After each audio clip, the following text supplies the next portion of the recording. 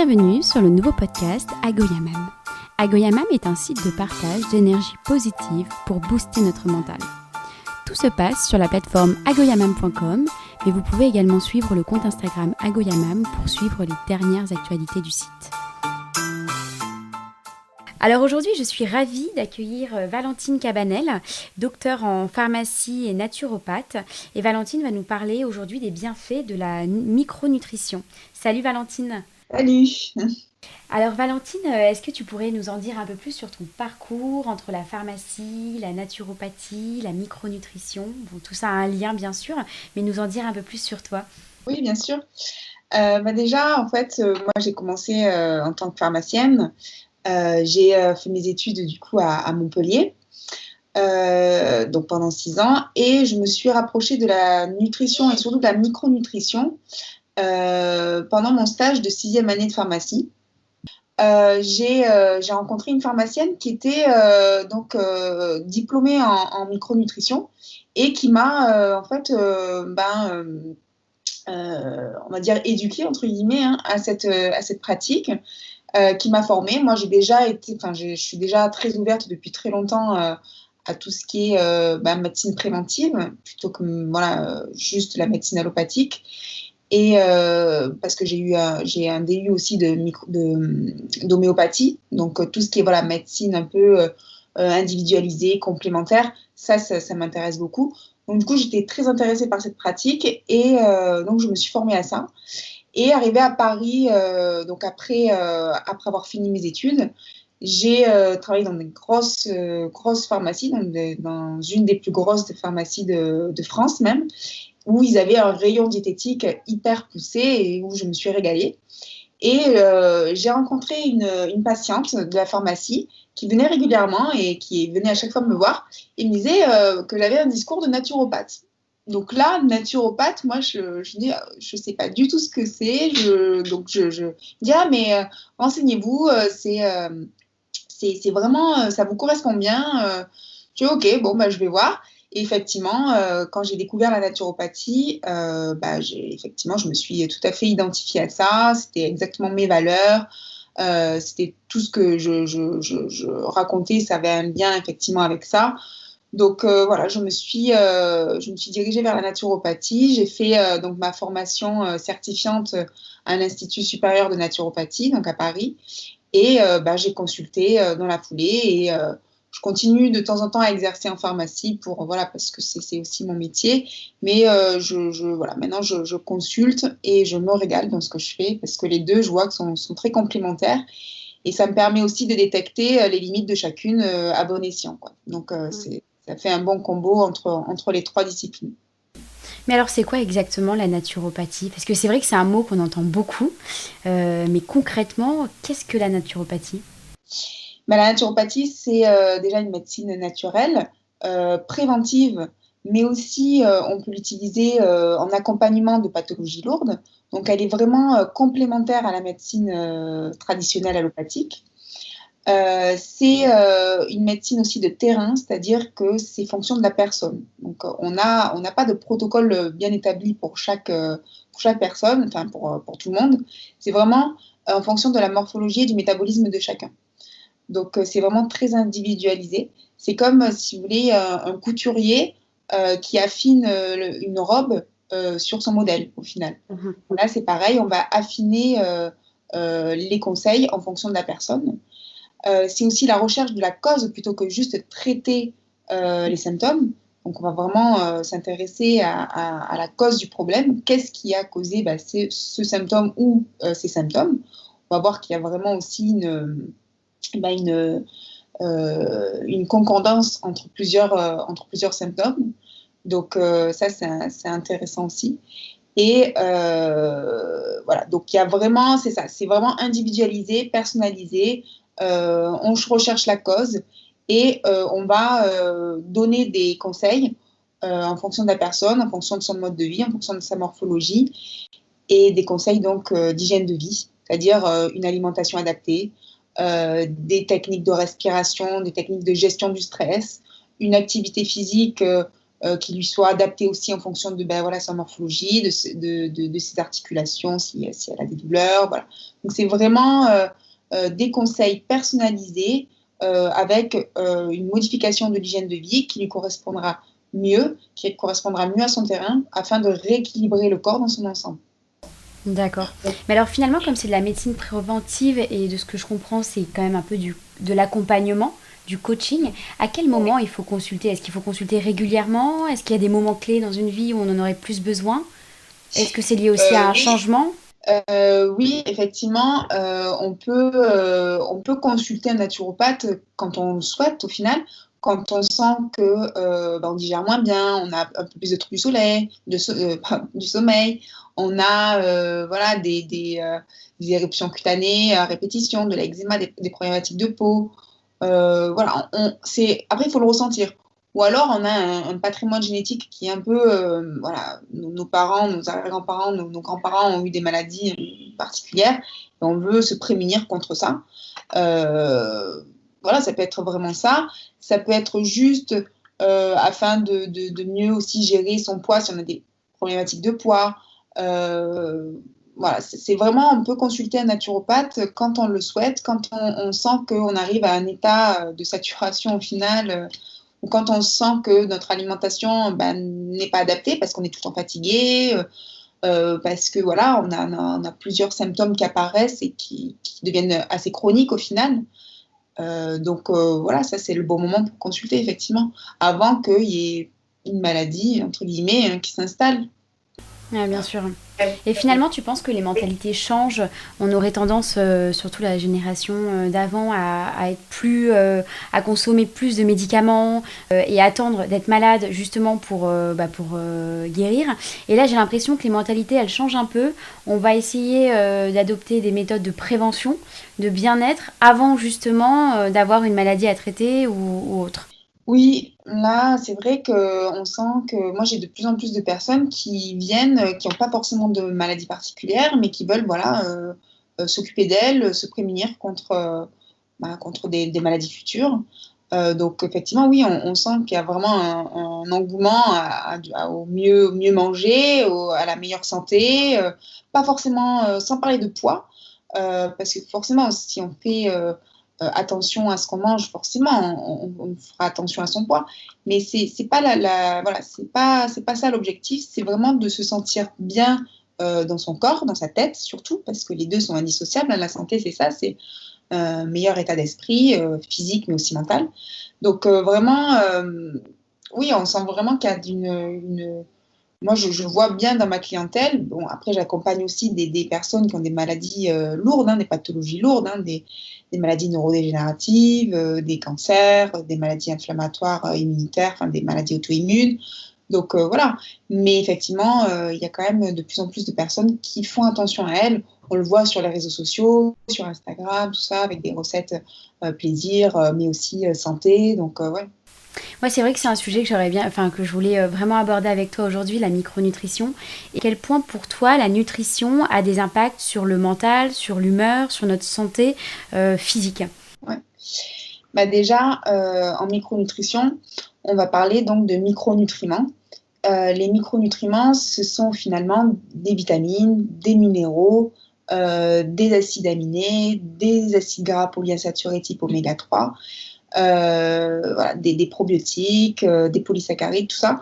Toutes ces molécules, des antioxydants aussi. Donc, toutes ces molécules, elles vont avoir un impact sur notre métabolisme, sur notre santé en règle générale, sur notre équilibre au niveau digestif, au niveau immunitaire, mais aussi sur nos humeurs, puisque on sait que certains acides aminés qu'on trouve dans l'alimentation sont essentiels. Et d'ailleurs, ils sont essentiels pour justement générer donc des protéines, mais aussi des hormones, des neurotransmetteurs, notamment sérotonine, dopamine, noradrénaline. Ces neuromédiateurs, ils vont être très importants pour l'équilibre neuronal, c'est-à-dire pour l'équilibre de nos humeurs, de nos pensées, mais aussi pour la synthèse d'autres hormones, notamment la mélatonine, donc, qui est l'hormone du sommeil, donc qui seront très importantes pour le sommeil. mais aussi pour la motivation du matin. Donc, vraiment, on voit quand même que les micronutriments sont indispensables. Les vitamines, les antioxydants sont aussi très indispensables pour gérer le stress oxydatif qu'on a quasiment de façon permanente.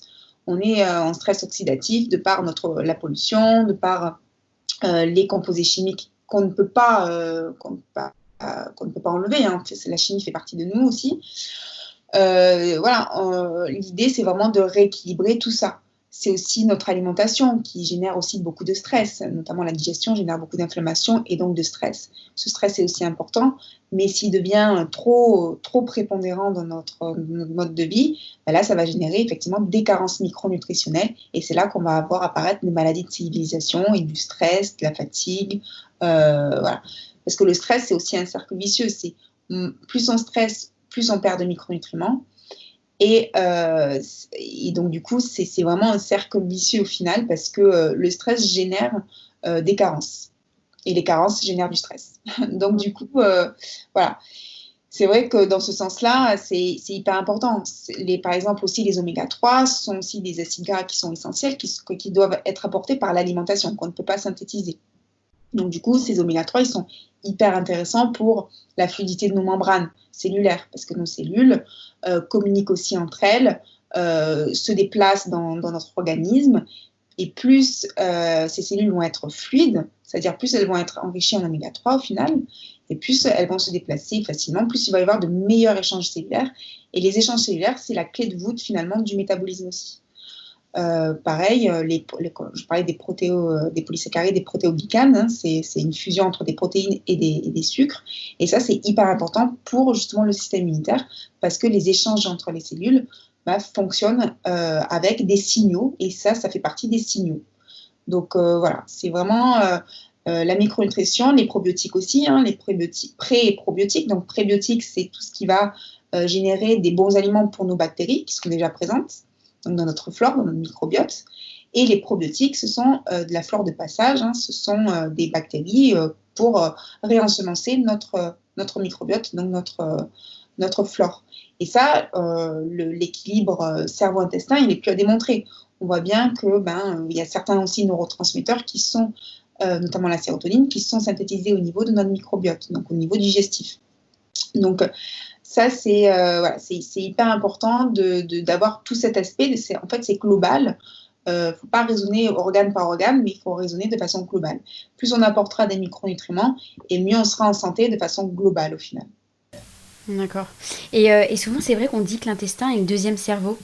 C'est ça, parce qu'en fait, on a un réseau de nerfs à l'intérieur.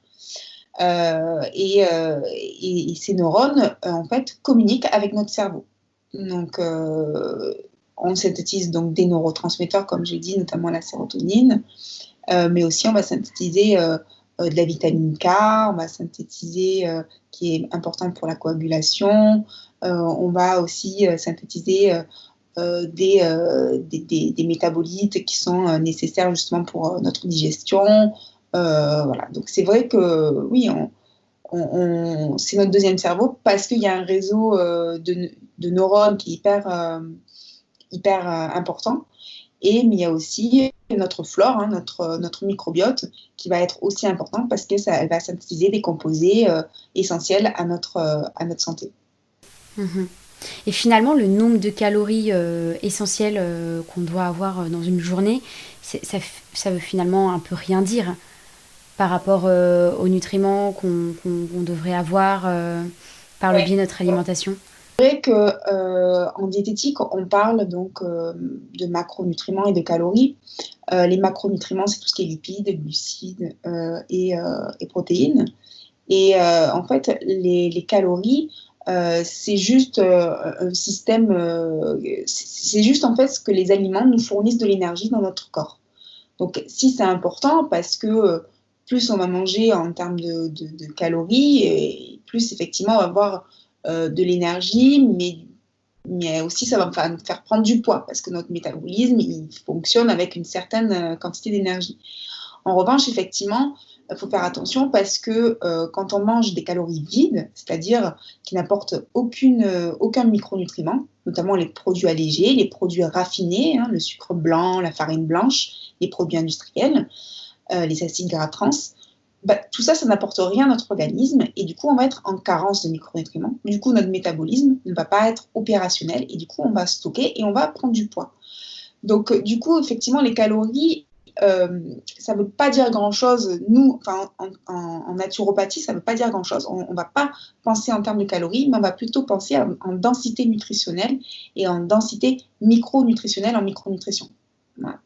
Donc, du coup, c'est beaucoup plus important parce que notre métabolisme, s'il n'a pas ces micronutriments, il ne fonctionnera pas bien. Par exemple, vous prenez une poignée d'amandes, en termes de calories, vous dites non, mais ça fait grossir. Je ne peux pas prendre je peux pas prendre une poignée d'amandes, je préfère prendre un yaourt 0%. C'est pas le bon choix, effectivement, parce que le yaourt 0% ne va pas vous apporter tous les micronutriments qu'on peut retrouver dans une poignée d'amandes. Donc, effectivement, en termes de calories, c'est plus énergétique, ça apportera beaucoup plus d'énergie, mais cette énergie, elle va être utilisée par le corps, donc elle ne va pas être stockée. Alors que si vous mangez que des produits allégés toute la journée, des produits raffinés qui n'apportent rien, là, votre métabolisme va pas être rassasié, il va être en carence, et du coup, il va stocker. Donc, le moindre écart, vous allez stocker et vous allez prendre du poids. Donc, effectivement, les calories, pour moi, ne veulent rien dire. Voilà. Oui. C'est ce que j'ai l'impression, je relis pas mal justement autour de la micronutrition et j'ai eu l'impression que les calories, on raisonne tous en calories en se disant il faut que je sois en dessous de si j'ai envie de perdre du poids, etc. Mais finalement, c'est pas forcément la bonne démarche. Et donc souvent, je voulais revenir sur ces nutriments, sur ces super nutriments. Par exemple, le chocolat. Pour être plus concrète dans mon exemple, on a l'impression qu'on se fait plaisir et que du coup, on n'a pas le droit. Alors que finalement, le chocolat permettrait la sécrétion d'une molécule du bonheur, et je pense que tu l'expliqueras mieux que moi, mais c'est finalement un faux ennemi. Parce que il a des vertus. Et j'imagine qu'il y a aussi des faux amis où on pense se faire du bien avec ce type d'aliments. Alors, t'en parlais avec les aliments allégés, les aliments à 0%, où on pense que ça nous fait du bien, mais finalement, on vient stocker. Est-ce que tu as une liste à nous donner, à nous partager aujourd'hui ? Alors, déjà, pour revenir au chocolat, effectivement, il faut faire la distinction entre chocolat et cacao. Parce qu'effectivement, le chocolat au lait, il est hyper sucré, il y a du lait, donc il y a des produits laitiers dedans, beaucoup de sucre. Donc, pour moi, ce n'est pas un super aliment. C'est le cacao qui est un super aliment. C'est la fève de cacao brute, c'est la poudre de cacao crue à la limite. C'est les éclats de cacao crus. Et en fait, du fait qu'il soit, le chocolat, quand je parle du chocolat en tablette, par exemple, du fait qu'il soit chauffé, du fait qu'il soit resucré avec des sucres raffinés, surtout des fois, ça perd en fait ses qualités micronutritionnelles. On garde un peu du magnésium, mais ça n'a rien à voir avec le magnésium qu'on retrouve dans la fève de cacao crue ou dans la poudre de cacao crue, qu'on peut aussi utiliser. Certes, ça sera beaucoup plus amer, c'est là le vrai goût au final du chocolat. Mais quand on mange du chocolat en tablette, on mange aussi du sucre, et c'est le sucre qui appelle le sucre. Donc au final, c'est pour ça qu'on aime. Mais quand vous mangez une fève de cacao crue, vous ne pouvez pas dire que vous aimez le chocolat. Vous voyez ? Donc ça, c'est hyper important de revenir sur ce point-là. Et aussi l'hormone du bonheur qu'on dit, donc la phényléthylamine, c'est un dérivé en fait c'est un dérivé d'amphétamine, en fait, c'est une des mêmes molécules au final. C'est ce qui apporte au final cette dépendance, on va dire, ce plaisir, cet effet un peu plaisir et un peu stun qu'on peut avoir avec du chocolat. Mais il faut savoir aussi que cette phényléthylamine, elle n'est pas très bien assimilée. En fait, on a une barrière qu'on appelle hématoméningée, c'est-à-dire une barrière qui permet de protéger le cerveau contre des éléments exogènes, des intrus d'un micro-organisme, des bactéries, des virus. Et en fait, cette phényléthylamine, dans certaines études, les derniers rapports scientifiques, prouvaient qu'elle ne passait pas cette barrière hématoméningée. Donc, au final, ça serait même remis en question. D'autres études sur le chocolat montrent qu'effectivement, ça passait. Donc, encore une fois, voilà, ça dépend qui fait les études aussi, mais effectivement, on ne peut pas dire que la tablette de chocolat soit vraiment super, super bonne, quoi. Donc, après, il y a aussi d'autres aliments qui contiennent de la phényléthylamine, mais pareil, voilà, on ne sait pas trop si ça passe encore la barrière hémato-ménagée. On est vraiment, les études scientifiques se contredisent dans plein de domaines, donc là, c'est l'exception aussi qui confirme la règle. Donc voilà. Donc après, oui, des aliments qui seront qu'on ne soupçonne pas, qui seraient bons pour nous, qu'on ne soupçonne pas, franchement. Oui, par exemple, tout ce qui va être matière grasse, les bonnes matières grasses, les bonnes huiles, l'huile d'olive, bon, ça on sait que c'est bon, mais l'avocat, les huiles, par exemple, le ghee, c'est du beurre clarifié, qui est intéressant pour la cuisson, parce que beaucoup plus intéressant que le beurre, finalement, parce que justement, le point de fusion est beaucoup plus élevé, ça génère beaucoup moins d'acrylamide, c'est des toxiques, en fait, qui sont a priori pro-cancérigènes, suivant les dernières études. Donc voilà, par exemple, le ghee, c'est du beurre clarifié, les bonnes huiles en assaisonnement, l'huile d'olive, les huiles riches en oméga 3, l'huile de lin, l'huile de noix, tout ça, donc ça c'est important. Tous les oléagineux, hein, toutes les matières grasses sont hyper importants. Après, des produits qu'on ne soupçonne pas trop qui seraient bonnes pour la santé, les œufs par exemple, on dit que c'est souvent plein de cholestérol. Effectivement, mais le cholestérol, c'est un peu aussi indispensable. Le cholestérol permet aussi de produire nos hormones. Notre progestérone, notre oestrogène, notre testostérone, notre cortisol, qui est aussi l'hormone qui permet aussi de gérer le stress. Donc, vous voyez, c'est certains neurotransmetteurs. Donc, en fait, c'est très... les œufs, on ne peut pas dire que c'est mauvais. En plus, on en produit 60%, voire même 80% par le foie du cholestérol. Et l'alimentation en produirait donc 20% restant. Donc, les œufs, on peut en manger un par jour, il n'y a aucun souci, par exemple. Ce serait même recommandé ou pas forcément? Ce serait même recommandé. Et par contre, ça serait avec le jaune liquide, parce que là, effectivement, il contient un peu moins de cholestérol, mais surtout qu'il contient toutes les vitamines indispensables. Donc, notamment les vitamines B, la vitamine A, la vitamine D, donc des vitamines qui sont essentielles justement à métaboliser. Donc voilà, par exemple. Aujourd'hui, tu penses quoi des régimes véganes?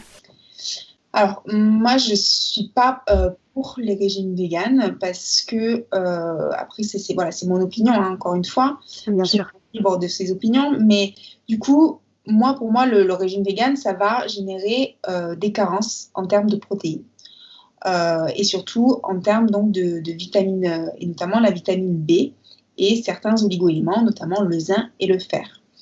Pourquoi? Parce que si on enlève les protéines animales, faut savoir que les protéines animales, on les assimile très très bien.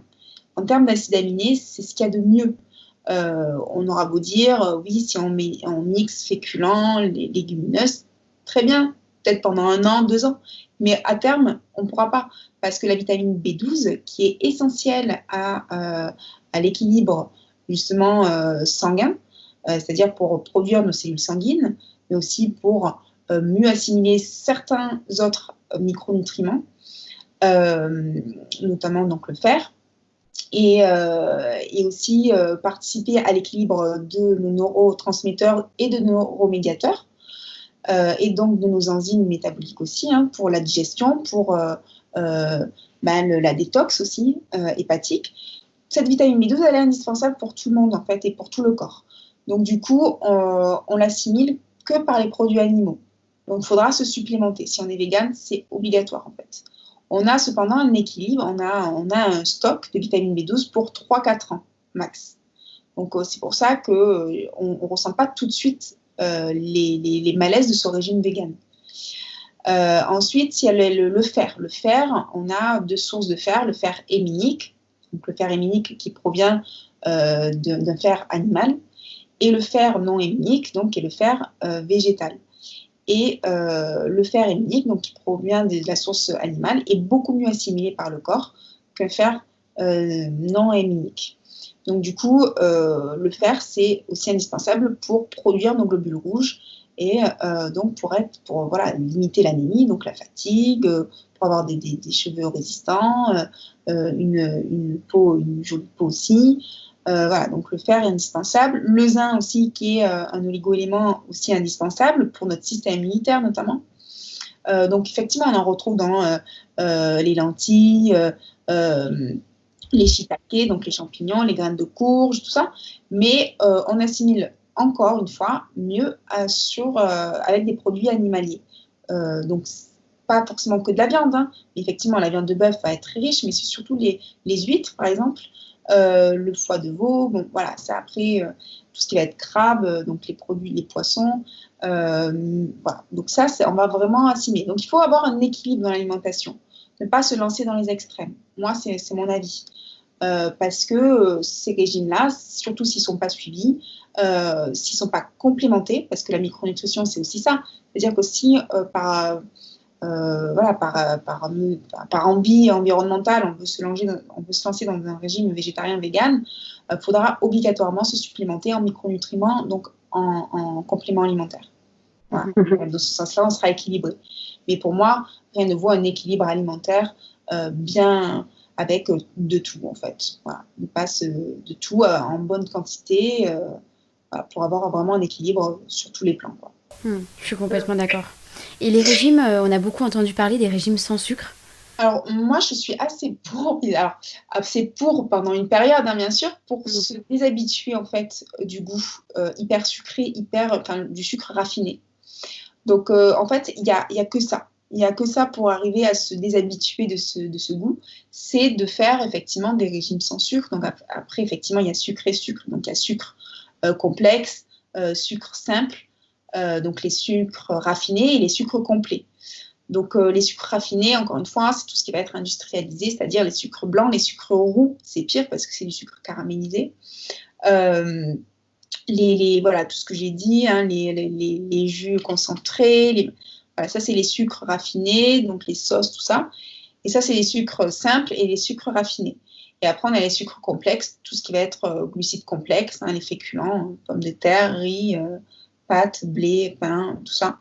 Donc, effectivement, quand on se lance dans un régime sans sucre, on va déjà diminuer les sucres simples. Donc, voilà, les chocolats, les bonbons, les glaces, les gâteaux, les fruits trop sucrés. On peut garder les fruits peu sucrés, hein, parce que ça, c'est du bon sucre au final. Ce serait quoi d'ailleurs les fruits peu sucrés? Les fruits peu sucrés, on a surtout tout ce qui va être fruits rouges. On ne croirait pas, hein, mais les fruits, ces fruits rouges génèrent génèrent un index glycémique très faible. Donc, l'index glycémique, c'est le taux de sucre qu'apporte un aliment dans le sang et qui va générer donc l'hormone, l'insuline, pour gérer cet apport de sucre. Plus on va synthétiser de l'insuline et plus on va stocker, en fait. Donc, il faut générer des sucres qui ont un index glycémique bas.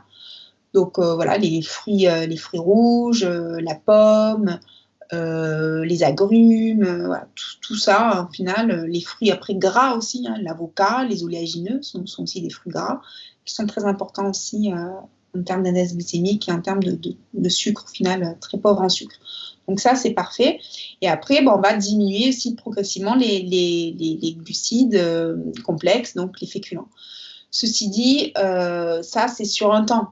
On ne peut pas faire ça à vie parce que les glucides, on en a besoin aussi. Les sucres, on en a besoin pour notre métabolisme aussi, pour notre cerveau notamment, qui est un gros consommateur de sucre. Donc les sucres, oui, mais en bonne quantité, au bon moment. Par exemple, vers 4 heures, c'est le bon moment pour prendre un sucre de qualité, hein, fruits, des oléagineux, comme j'ai dit tout à l'heure, des fruits secs aussi, des figues, des pruneaux, tout ça. Ça, c'est des bons sucres qui vont aussi apporter en plus des minéraux. Donc, les régimes sans sucre, oui, mais pas totalement sans sucre, hein, avec des bons sucres et pris au bon moment, ça, c'est OK. Voilà. Enfin, pour moi, en tout cas. Super. Et j'imagine que tu as eu beaucoup de demandes pendant la période de confinement. Ouais. Donc, effectivement, j'ai eu beaucoup de questions et de demandes et du coup, des consultations dans ce sens-là. Et effectivement, déjà, comme je le disais tout à l'heure, ça va être de réduire les sucres parce que forcément, là, vu qu'on est un peu plus sédentaire, surtout pour certains, on n'a pas autant besoin de sucre finalement. Surtout quand normalement on est un petit peu moins stressé de par son boulot. Après, après, si on fait du télétravail, on peut être plus stressé, donc après, ça dépend. Mais voilà. Donc, en gros, c'est vraiment adapté aussi à chacun. Mais effectivement, réduire les sucres, déjà, dans un premier temps, permet quand même d'avoir un meilleur équilibre digestif, un meilleur métabolisme. Ensuite, ça va être aussi d'avoir une bonne proportion de légumes à chaque repas pour justement apporter les bonnes vitamines, les bons minéraux indispensables, mais aussi une bonne source de protéines. Pas forcément à chaque repas, les protéines, mais au moins une protéine animale par jour. Donc, par exemple, le midi, avec des légumes, c'est parfait. C'est très digeste. On apporte beaucoup d'antioxydants, beaucoup de vitamines, beaucoup d'acides aminés indispensables au métabolisme et au système immunitaire.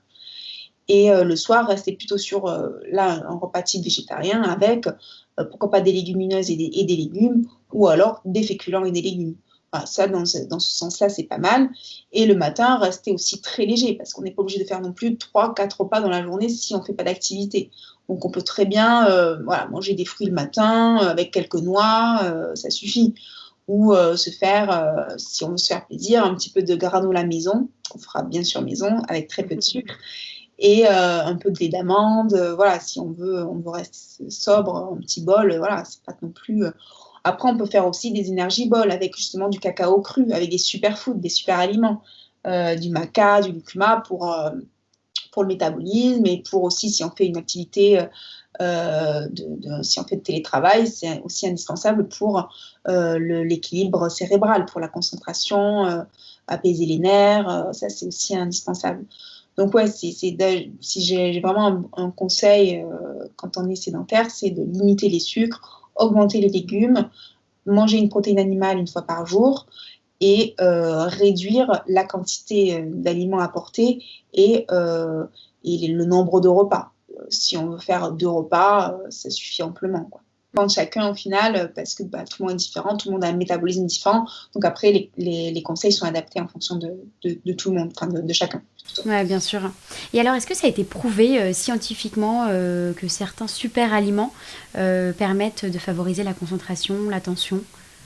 Oui, alors prouvé scientifiquement, il y a des études scientifiques à petite échelle qui sont mises en place. Ce pas des grosses études scientifiques comme on pourrait le voir sur les médicaments, hein. C'est pas du tout la même chose.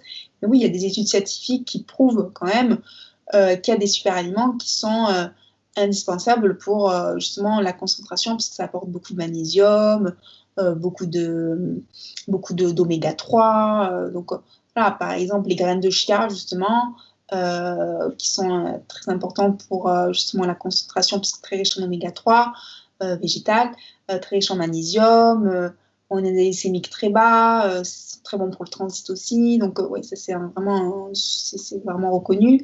Après, vous avez aussi effectivement le maca ou le cacao aussi, qui vont apporter des bons oligo-éléments indispensables pour la concentration. Voilà, après, là, ça ne me vient plus, mais oui, il y a des petites études scientifiques progressivement qui fleurissent un peu partout, mais oui, c'est pas mal, hein. Les baies de goji aussi, hein, en Chine, c'est vraiment reconnu, hein, les baies de goji sont vraiment un puissant antioxydant.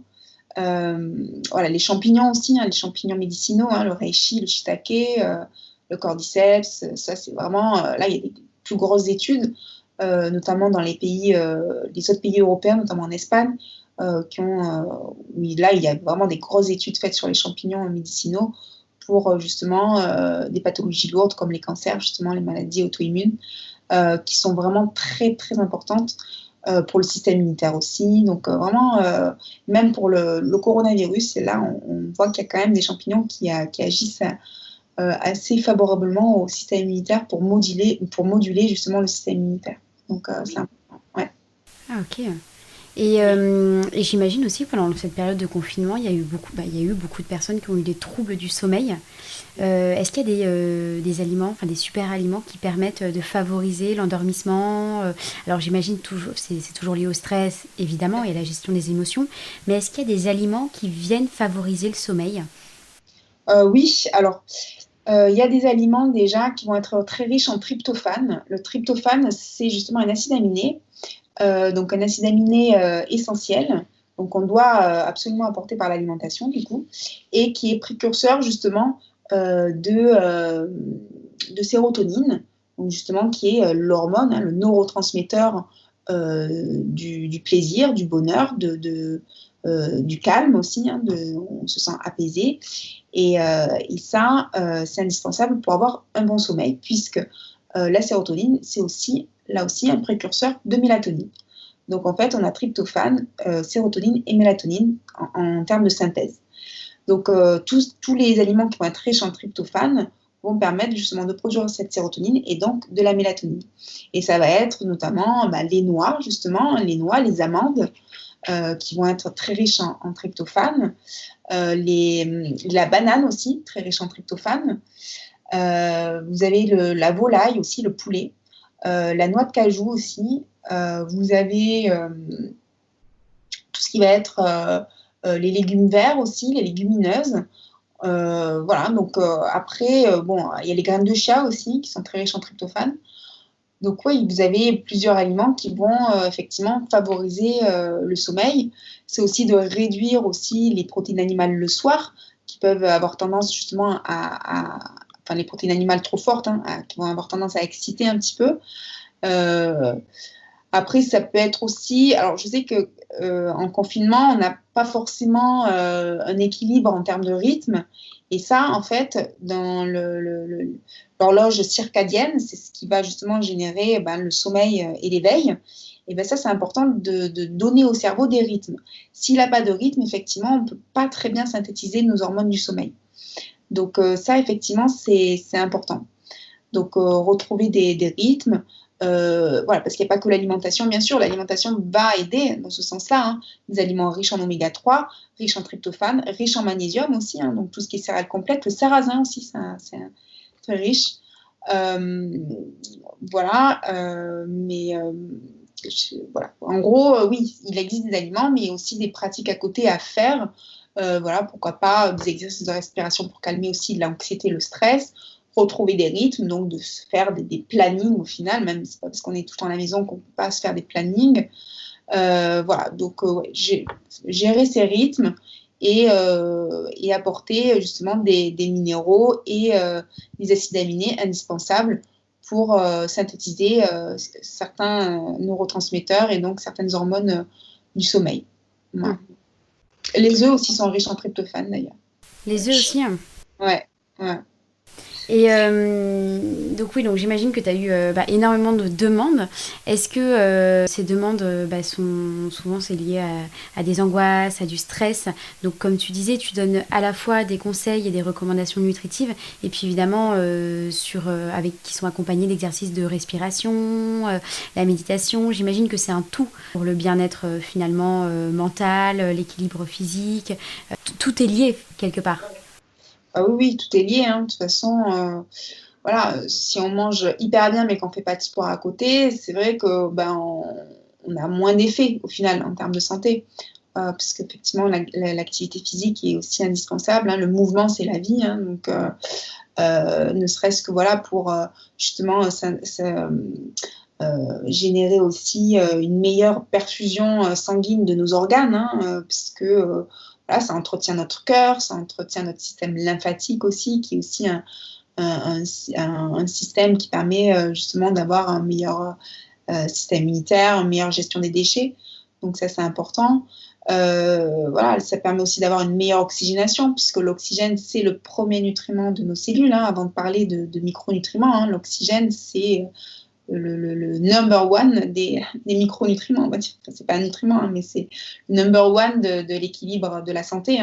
C'est voilà, si on respire plus, on vit plus. Donc effectivement, d'avoir une très bonne respiration, une meilleure perfusion en oxygène, de par justement l'activité physique, ça c'est indispensable pour toutes nos cellules, puisque nos cellules fonctionnent, elles ont de l'énergie grâce aussi à l'oxygène, grâce aux micronutriments qu'on apporte par l'alimentation, mais aussi grâce à l'oxygène qu'on apporte en respirant de façon régulière et de façon ample. Quand je dis respiration, effectivement, tout le monde respire, mais tout le monde respire mal généralement. Donc, du coup, il faut faire des respirations quotidiennes, du sport de façon quotidienne. Voilà. Mais trop de sport n'est pas bon non plus, parce que trop de sport va générer aussi des radicaux libres, du stress oxydatif, un épuisement aussi en termes de nutriments, donc surtout si on n'a pas une bonne alimentation à côté. Donc effectivement, trop de sport, c'est pas bon, pas assez de sport, c'est pas bon. Il faut vraiment un équilibre dans tous les domaines, vraiment. Ouais, j'ai l'impression que c'est le message principal qu'on retiendra de ce podcast. Et alors, est-ce que tu as des, on va dire, des healthy tips à nous donner, à nous partager pour bien vivre son déconfinement? Oui, alors déjà, effectivement, apporter des micronutriments en bonne quantité, donc avoir une bonne alimentation finalement, comme je l'ai dit, avec riche en légumes, riche en fruits, en protéines aussi, en féculents, mais de manière très faible au final. Se faire plaisir aussi, hein, c'est pas parce que voilà, on est dans une alimentation santé qu'on peut pas se faire plaisir. On peut se faire plaisir justement avec des recettes santé, type voilà, les Energy Balls, comme je le disais, c'est un mélange, un mix d'oléagineux et de fruits secs avec des super aliments, du cacao justement cru en poudre, avec du maca, avec du chanvre aussi qui est très riche en oméga 3 et en protéines végétales. Donc voilà, ça c'est vraiment indispensable, voilà, d'apporter tous ces micronutriments pour justement notre système immunitaire aussi, hein, la vitamine C, la vitamine D, la vitamine A, le zinc, le sélénium, le magnésium. Voilà, donc voilà, faire attention à son alimentation, privilégier les aliments bruts aussi, hein, non transformés, les aliments de saison. Et voilà, et éviter. Alors, vous pouvez manger des glaces de temps en temps, hein, parce que surtout on arrive en été. Voilà, mais privilégier quand même une alimentation santé qui aussi va vous faire plaisir. Voilà, ouais. Après, si vraiment on craque sur un fondant au chocolat, une glace, un Mars, un truc comme ça, ben, savourez-le bien. Et voilà, manger en conscience, c'est-à-dire que voilà, vous faites plaisir, ne pas manger par pulsion, compulsion, mais vraiment, voilà, vous avez envie, vous le mangez, vous vous faites plaisir, mais par la suite, avoir une alimentation riche en micronutriments et équilibrée sera d'autant plus, sera mieux pour rééquilibrer le corps après cet écart et ne pas culpabiliser parce que ça ne sert pas à grand-chose. Voilà. C'est ça qui est compliqué, hein, c'est de ne pas culpabiliser. Et en plus, avec cette période de confinement, de télétravail, c'est vrai qu'il y a un gros souci, c'est le grignotage. C'est ça. Ouais. Ça, pour le coup, en fait, c'est de trouver le bon équilibre entre est-ce que c'est une faim qui est vraiment justifiée ou alors c'est juste un petit plaisir un peu impulsif qu'on se fait à notre corps. Et ça, c'est vrai que parce que ça peut s'expliquer aussi parce qu'il y a un peu plus de stress aussi ou un peu plus d'ennui ou on n'arrive pas à faire, on n'a plus d'activité. Quand on est chez nous, on a tendance à plus grignoter, c'est clair, on est à côté du placard, du frigo, donc forcément, on est tenté, il y a de la tentation. Mais après, faut réussir à justement apporter pendant les repas justement des bons micronutriments pour pouvoir gérer déjà ce stress ou cette anxiété qui peut être sous-jacente. Parce qu'il y a peut-être aussi une carence en certains micronutriments qui génèrent justement cette envie de manger. Mais aussi, c'est de ne pas culpabiliser. Si vous en mangez, voilà, si vous mangez un biscuit, vous savez que c'est pas bon. Hein. Je veux dire, il ne faut pas être devin pour savoir que c'est pas bon. Mais au moins, vous le savourez et après, vous rééquilibrez par la suite. Mais ne pas manger en 2 minutes chrono. Vous voyez, vous mâchez bien, vous de toutes les sensations que ça peut vous apporter. Mais vous allez voir que ça, c'est encore une fois, c'est une accoutumance, c'est-à-dire que plus vous allez avoir une alimentation santé avec des aliments bruts, avec des aliments finalement avec très peu de sucre raffiné, et moins on va avoir envie de ces aliments-là. Et ça, moi, je parle en connaissance de cause parce que je suis une gourmande. Enfin, je le suis toujours, mais j'étais une addict au sucre. Mais vraiment, hein, quand j'étais plus jeune, à 20 ans, la vingtaine, j'étais même entre 15 et 20 ans, j'étais une addict au sucre. Mais vraiment. Et en fait, en changeant progressivement, hein, c'est progressif, hein, ça peut être des mois comme des années hein, de changer son alimentation. Et on change, on modifie ses goûts. Et moi, j'ai beaucoup de patients qui me l'ont dit, qui m'ont dit effectivement, vous avez raison. Vous avez vraiment raison, j'ai plus trop d'appétence pour les choses que j'avais avant. Et quand je les mange, je ne me régale plus autant qu'avant. Et ça, c'est vraiment c'est la première chose qu'on constate quand on a une alimentation santé. Mais tout à l'heure, tu disais le sucre appelle le sucre. Ouais. Donc, quelque part, c'est un peu un cercle vicieux. Exactement. Ouais. Quand on parle en neurochimie, en chimie, c'est vrai, effectivement, le sucre, ça aussi, c'est un symptôme. Enfin, c'est un symptôme. Le sucre, c'est un schéma de récompense aussi. Dire, on prend du sucre pour se sentir bien, parce que ça génère justement des molécules de plaisir, hein, la dopamine, donc la sérotonine. Voilà. Donc, effectivement. Après, encore une fois, si on ne le métabolise pas très bien parce que c'est des sucres raffinés, ça va générer après des carences et de la fatigue. Donc, voilà. Et puis, on va avoir plus envie de sucre parce que le sucre produit aussi de l'adrénaline qui permet de nous maintenir éveillés. D'ailleurs, c'est pour ça que quand les enfants ont une alimentation hyper sucrée, on peut avoir des syndromes justement d'hyperactivité. Donc, voilà, le sucre, oui, c'est quelque chose qui nous booste en fait, quelque part.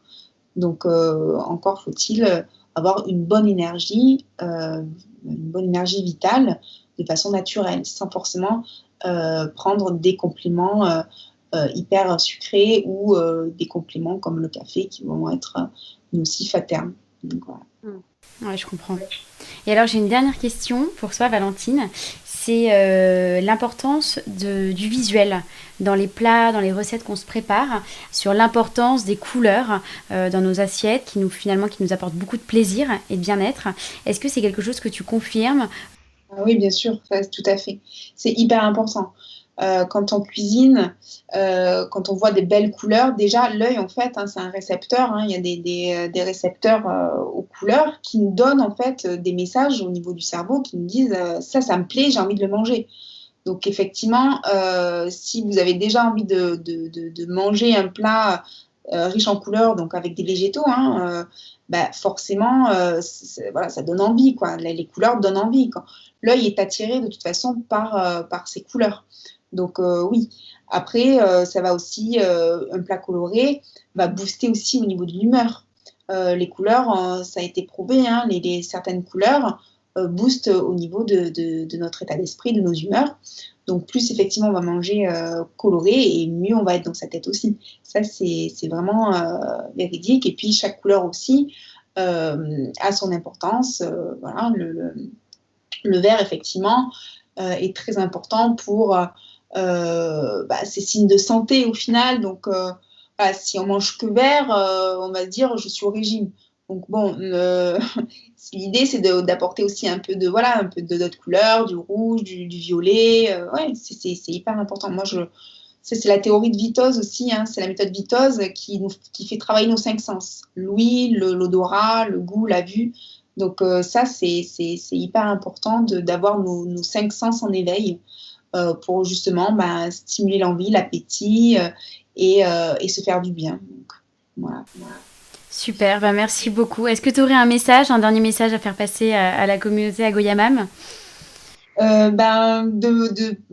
de prendre soin de chacun, de vous par une bonne alimentation, de se faire plaisir aussi, d'apporter beaucoup plus de naturel aussi dans votre quotidien, que ce soit dans l'alimentation, mais aussi dans votre mode de vie. Ne pas culpabiliser, ne pas se mettre des objectifs trop hauts que vous n'allez pas respecter et d'y aller progressivement dans un changement qui soit alimentaire ou un changement professionnel ou un changement de vie. Y aller toujours progressivement parce que des changements trop brutaux, c'est pas bon non plus. Donc vraiment... voilà, faut y aller progressivement, en avoir envie, se faire plaisir et voilà quoi. Super. Merci beaucoup Valentine pour cette interview. C'était hyper intéressant et j'espère que ça va intéresser un grand nombre de personnes de la communauté Agoyamam. Et écoute, à très bientôt. À bientôt. J'espère que vous avez aimé ce nouvel épisode d'Agoyamam. Si vous aimez le projet, n'hésitez pas à en parler autour de vous, à faire connaître Agoyamam et à suivre les dernières actualités du site sur le compte Instagram Agoyamam. N'hésitez pas non plus à me partager des sujets, des invités que vous aimeriez retrouver dans un prochain podcast. À très bientôt pour un nouvel épisode et encore merci.